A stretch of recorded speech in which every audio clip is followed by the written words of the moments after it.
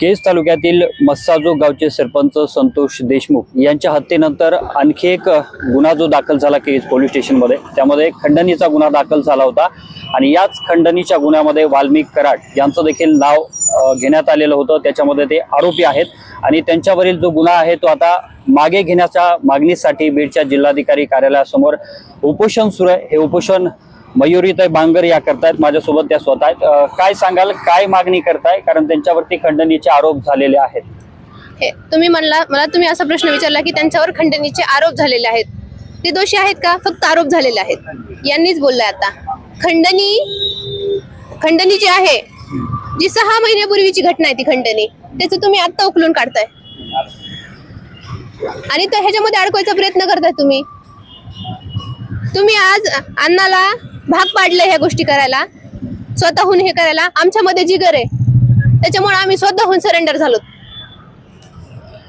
त्यांच्यावरती 6 महिन्यापूर्वीचे जरी असले तरी मात्र जी FIR कॉपी झालेली आहे त्या फिर्यादीमध्ये 6 तारखेला त्यांच्या काही सहकार्यांनी येऊन त्या ठिकाणी मारहाण केली आणि फोनवरून त्यांना खंडणी मागितल्याचा आरोप जो आहे तो त्या कंपनीच्या अधिकाऱ्यांनी केलेला आहे। हे बघा, भीमराज सेनाचे प्रमुख आहेत राजाभाऊ थाटे, सदावर्ती साहेबाकडून ते मला पाठिंबा देण्यासाठी आलेले आहेत। सकाळपासून ते आल्यापासून सांगते, त्यांच्या समाजाचा, बौद्ध समाजाचा तिथे सिक्युरिटी गार्ड होता, तो सांगतोय की असं काहीच घडलेलं नाही। तुम्ही मनगढंत कहाण्या बनवून अण्णावरती आरोप करत आहे। हे आरोप मागे घ्या, आता पण मागे घ्या, आता पण सांगतो मागे घ्या, नाहीतर आम्ही सगळे आक्रमक होत। आता तुम्ही सांगताय की त्यांच्यावर झालेले जे खोटे गुन्हे आहेत त्याच्यामध्ये फक्त खंडणीचाच गुन्ह्याच्या बाबतीत तुम्ही ही मागणी करता का इतर आणखी कुठल्या गुन्ह्याच्या बाबतीत? कारण त्यांच्यावरती आणखी काही गुन्हे दाखल असल्याचं आज समोर आलेलं आहे। तुम्ही सगळ्या प्रकारे अण्णाला चक्रव्यूहामध्ये अडकतात। फक्त हाच नाही, खंडणीचाच नाही, सोशल मीडियाद्वारे अण्णाला ट्रोल केलं गेलंय, अण्णाला वेगळ्या नावाने बोललं गेलंय, अण्णाच्या नावावर चिखलफेक केला गेलेला आहे आणि खंडणीच्या गुन्ह्यामध्ये तर आहेच। अहो, तुम्ही संतोष दादा त्यांच्या आत्महत्येशी, त्यांच्या खुनाशी संबंध जोडतात। तुम्ही कोणत्या सीडीआय चौकशीमध्ये कुठं आलं अण्णांचं नाव? कुठंच नाही आलं ना। तुम्ही कशामुळे असे आरोप करता?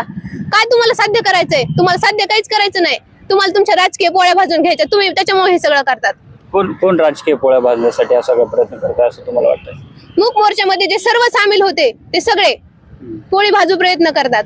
त्यांना संतोष दादा देशमुखचं पडलेलं असतं तर त्यांनी मंत्रिपदाची मागणी केली नसती। तुम्ही तुमची भूमिका स्पष्ट करा, नेमकं तुम्हाला धनुभाऊचा मंत्रिपदाचा राजीनामा घ्यायचा आहे का तुम्हाला संतोष दादा देशमुखला न्याय मिळवून द्यायचा आहे? पहिले तुम्ही समोर येऊन ही भूमिका स्पष्ट करा तुमची, काय आहे दोघांपैकी एक ते। गेल्या 22 दिवसापूर्वी ही घटना घडलेली होती। आज हत्येला 22 दिवस झालेले आहेत आणि 16 तारखेपासून अण्णा हे फरार असल्याचं जाहीर करण्यात आलेलं होतं। आज ते सरेंडर झालेत, या संदर्भात काय तुमचं म्हणणं आहे?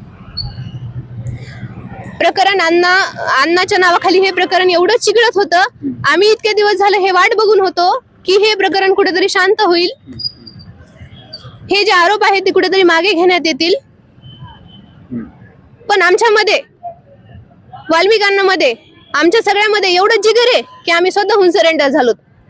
समाजासाठी अण्णा सरेंडर झालेत, सामान्य जनतेसाठी अण्णा सरेंडर झालेत आणि आम्ही अण्णासोबत आहेत। एवढे दिवस का ते सरेंडर झाले नव्हते? तुमची त्यांच्यासोबत काही बोलणं झालं होतं का? आणि आता ते सरेंडर झालेले आहेत, त्यांच्याशी तुमचा काही संपर्क झाला होता का या सगळ्या मधल्या काळात? अण्णावर ज्या वेळेस पासून हे सगळे आरोप होत आहेत त्या दिवशीपासून अण्णाचा माझा कुठलाही कॉन्टॅक्ट नाही आणि हे राजकीय द्वेषातून होत आहे हे अण्णाला समजल्यामुळं जर अण्णा समोर आले तर ह्याचा खूप सामान्य जनतेला ताप होऊ शकतो। सामाजिक स्थिरता टिकून राहावी ह्याच्यासाठी अण्णा इतके दिवस शांत बसलेले होते। आता एकीकडं त्यांच्यावरती आरोप होत आहेत, दुसरीकडे तुम्ही समाजसेवक असा त्यांचा उल्लेख करताय। काय नेमकी कामं होते तुम्ही जी त्यांची पाहिलेली कामं आहेत? मी पाहिलेली कामं अशी आहेत की माझ्यासारख्या लाखो भगिनी येतं, त्यांच्या अण्णांनी घरं बसून दिलेत। सामुदायिक विवाह सोहळ्याची तुम्ही लिस्ट जर काढली तर आज हजारो नाही लाखोच्या संख्येने कितीतरी कुटुंब बसवलेत अण्णांनी, कितीतरी माझ्यासारख्या भगिनींचे लग्न लावून संसार बसवलेत, कित्येक जणांचे अवयवदान असेल, कुणाची किडनी गेलेली असेल, कुणाचं हृदय गेलेलं असेल, कोणत्याही समाजाचा युवक असू द्या, अण्णांनी कधी जातीभेद नाही केलेला। तुम्ही आता पण अण्णाला कधी पण ह्या केसेस मधून बाहेर आल्याच्या नंतर फोन करून कोणत्या युवकांनी म्हणायचं अण्णा हे माझं काम राहिलंय, अण्णा एवढे समाज खूप मोठं समाजकार्य आहे त्यांचं, म्हणजे शब्द त्याला कमी पडतात अक्षरशः, एवढं मोठं समाजकार्य आहे अण्णांचं. एवढं मोठं समाजकार्य असताना असे आरोप होणं हे का होत आहे, तुम्हाला काय वाटतंय? राजकीय द्वेषातून हे सगळं केलं जातंय. काही समाजकंटकाला राजकारणाच्या धोरणातून त्यांना त्यांची रोजीरोटी भाजून घ्यायची, त्याच्यासाठी हा सगळा खटाटोप आहे. गेल्या 2 दिवसांपासून तुम्ही इथं उपोषणाला बसलेला आहात. या पुढचं उपोषण कसं असणार आहे? कारण आता अण्णांनी तर सरेंडर केलंय आणि आता संपूर्ण जो भाग आहे तो तपासाचा आणि चौकशीचा भाग असणार आहे. हे आंदोलन असंच बेमुदत असेल, कारण अण्णा अजूनही दोषी नाहीत. अण्णा आहेत असं अजूनही समोर आलेलं नाही. अण्णा स्वतःहूनच सरेंडर झालेले आहेत. अण्णा जोपर्यंत दोषी आहेत हे समोर येत नाही आणि अण्णावरचे जोपर्यंत हे गुन्हे तात्काळ मागे घेण्यात येत नाहीत तोपर्यंत हे बेमुदत आंदोलन असं सुरू असेल.